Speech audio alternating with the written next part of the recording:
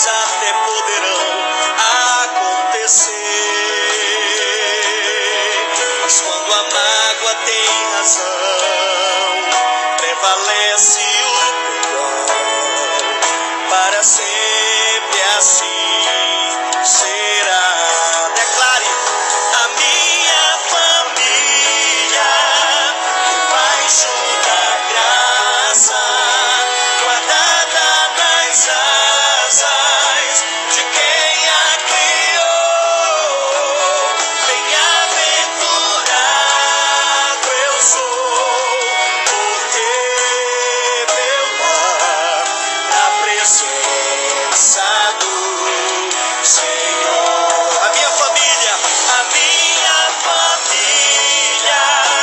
debaixo da graça, guardada nas asas de quem a criou. Bem-aventurado eu sou, por ter meu lar na presença do Senhor.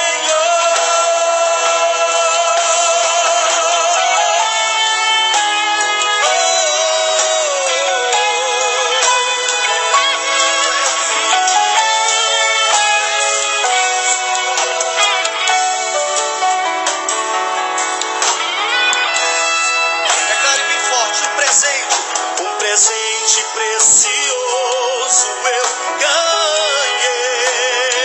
Diga: um projeto que nasceu no coração de Deus. Meu tesouro é o meu lar, onde a base é o amor, onde sempre quero estar.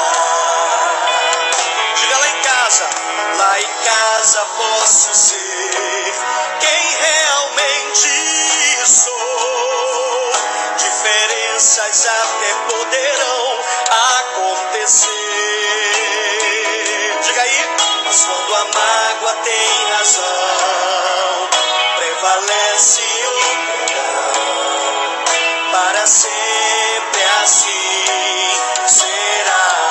Declare forte: a minha